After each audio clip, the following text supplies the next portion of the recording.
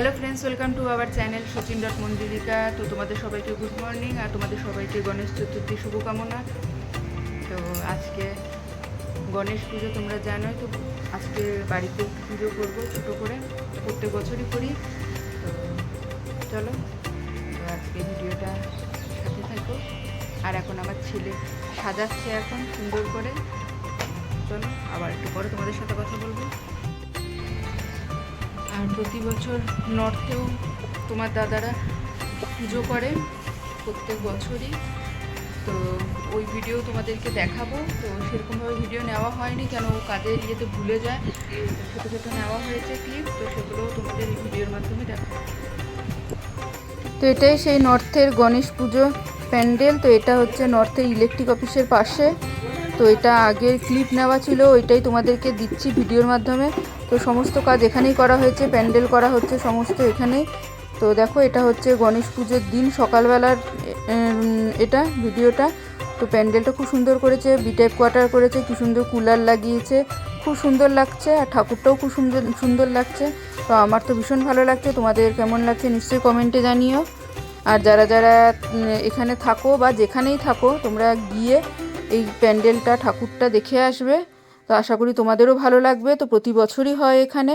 আর লাইটিংও খুব সুন্দর করা হয়েছে, অনেকটা জায়গা নিয়ে লাইটিং করা হয়েছে। তো দেখতে তো দারুণ লাগছে। তো আমি যাইনি, যখন যাব তখনও তোমাদের ভিডিও দেব। তো এখন হচ্ছে আমাদের বাড়ির পুজো। তো দেখো আমার ছেলে কি সুন্দর করে সাজিয়েছে। তো তোমাদের দাদা যাবে ওইদিকে নর্থে বলে, ওই জন্য সকাল সকাল সমস্ত কিছু এনে দিয়েছে। তো আমি আর আমার ছেলে মিলে সব রেডি করেছি। তো বেশিরভাগটা আমার ছেলেই সব করেছে। তো মালাটা এখন চেঞ্জ করে দিচ্ছি। এইবারে একটু ছোট করেই করলাম। তো যদি আশা করি পরের বছর একটু ভালো করে করব। তো দেখা যাক কি হয় না হয়। তো এখানেও সমস্ত একটু রেডি করে নিচ্ছি।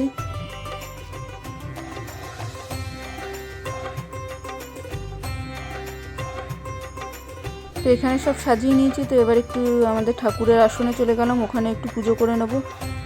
তা হয়ে গেছে মোটামুটি পুজো করা। তো চলো আবার তোমাদের সাথে একটু পরে কথা বলছি। তো পুজো এখন হয়ে গেছে। তো এখন বসে আছি, এই যে আমাদের ডিও। তো চলো আবার একটু পরে তোমাদের সাথে কথা বলছি। বেটু বেটু। তো এইটা আমাদের পাড়ারই এক কাকিমার বাড়িতে পুজো হয়, তো সেখানে আমরা গেছিলাম। তো এখানেও খুব সুন্দরভাবে সাজিয়েছে, দেখো ঘরের মধ্যেই করেছে। তো ভালো লাগছে দেখতে। তো পাড়ার পুজোতে গেছিলাম, ইনভাইট ছিল, তো চলে এসছে। পুজো হচ্ছিলো তখন গেছিলাম। তো এবার যাবো খেতে। তো চলো খেয়ে আসি, তারপর আবার তোমাদের সাথে কথা বলবো। আর প্রচুর ভিড়, ওই জন্য বেশি ভিডিও করা যাচ্ছে না। তো শুধু ঠাকুরের ভিডিওটা একটু করে নিয়েছি। তো এখন আমরা সবাই খেতে বসে গেছি। কালকে ভিডিওটা শেষ করিনি, তো কালকে প্রচুর টায়ার্ড হয়ে গেছিলাম, ওই জন্য শুয়ে পড়েছিলাম। তো আজকে সানডে, তো আজকে আবার সকালে এসেছি তোমাদের সাথে ভিডিও নিয়ে। তো চলো রান্নাটা করে নিই, তারপর আবার তোমাদের সাথে কথা বলবো।